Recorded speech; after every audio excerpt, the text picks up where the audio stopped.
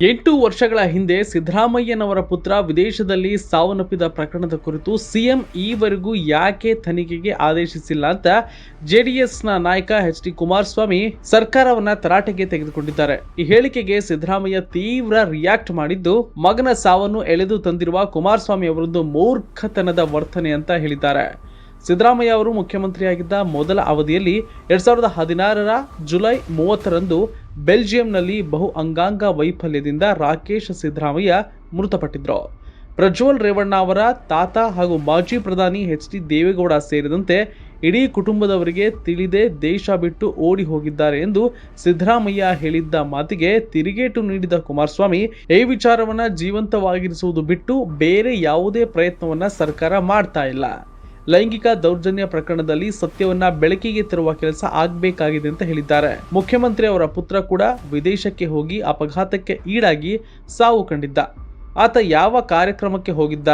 ಸಿದ್ದರಾಮಯ್ಯನವರ ಅನುಮತಿ ತೆಗೆದುಕೊಂಡಿದ್ರಾ ಅಂತ ಕುಮಾರಸ್ವಾಮಿ ಪ್ರಶ್ನೆ ಮೇಲೆ ಪ್ರಶ್ನೆ ಮಾಡಿದ್ದಾರೆ. ರಾಕೇಶ್ ಸಾವಿಗೆ ತನಿಖೆಗೆ ಸಿದ್ದರಾಮಯ್ಯ ಯಾಕೆ ಆದೇಶ ನೀಡಲಿಲ್ಲ? ಅದನ್ನು ಮುಚ್ಚಿದ್ದು ಯಾಕೆ? ಸಿಎಂ ಅವರೇ ರಾಕೇಶ್ನನ್ನ ವಿದೇಶಕ್ಕೆ ಕಳಿಸಿದ್ರಾ ಅಂತ ಪ್ರಶ್ನೆ ಮಾಡ್ತಿದ್ದಾರೆ.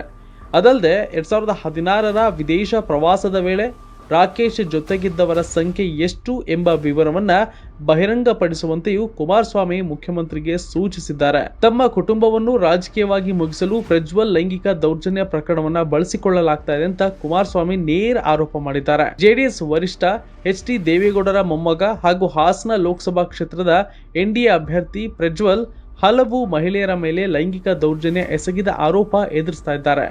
ಪ್ರಜ್ವಲ್ ಏಪ್ರಿಲ್ 27ರಂದು ಜರ್ಮನಿಗೆ ತೆರಳಿದ್ರು. ಹಾಸನದಲ್ಲಿ ಚುನಾವಣೆ ನಡೆದ ಒಂದು ದಿನದ ನಂತರ ಅವರು ವಿದೇಶಕ್ಕೆ ತೆರಳಿದ್ದು, ಇಲ್ಲಿಯವರೆಗೂ ಅವರ ಸುದ್ದಿಯೇ ಇಲ್ಲ. ಸೆಂಟ್ರಲ್ ಬ್ಯೂರೋ ಇನ್ವೆಸ್ಟಿಗೇಷನ್ ಮೂಲಕ ಎಸ್ಐಟಿ ಮಾಡಿದ ಮನವಿಯ ಮೇರೆಗೆ ಇಂಟರ್ಪೋಲ್ ಈಗಾಗಲೇ ಆತನ ಇರುವಿಕೆಯ ಕುರಿತು ಮಾಹಿತಿ ಕೋರಿ ಬ್ಲೂ ಕಾರ್ನರ್ ನೋಟಿಸ್ ಹೊರಡಿಸಲಾಗಿದೆ. ಎಸ್ಐಟಿ ಸಲ್ಲಿಸಿದ ಅರ್ಜಿಯ ಮೇರೆಗೆ ಚುನಾಯಿತ ಪ್ರತಿನಿಧಿಗಳ ವಿಶೇಷ ನ್ಯಾಯಾಲಯವು ಪ್ರಜ್ವಲ್ ವಿರುದ್ಧ ಬಂಧನದ ವಾರೆಂಟ್ ಹೊರಡಿಸಿದೆ. ಸಂತ್ರಸ್ತರ ಮುಖವನ್ನ ಮುಸುಕುಗೊಳಿಸದೆ ಪ್ರಜ್ವಲ್ ಇರುವ ವಿಡಿಯೋಗಳನ್ನ ಪ್ರಸಾರ ಮಾಡಿದವರು ಅಪರಾಧ ಮಾಡಿದ್ದಾರೆ ಎಂದು ಕುಮಾರಸ್ವಾಮಿ ಹೇಳಿಕೆಯನ್ನ ಕೊಡ್ತಾನೆ ಬಂದಿದ್ದಾರೆ. ಈ ಎಲ್ಲ ಹೇಳಿಕೆಗಳ ಮಧ್ಯೆ ಕುಮಾರಸ್ವಾಮಿ ಅವರು ಸಿದ್ದರಾಮಯ್ಯ ಅವರ ಮಗನ ಸಾವಿನ ವಿಚಾರವನ್ನ ಎಳೆದು ತಂದಿದ್ದಾರೆ.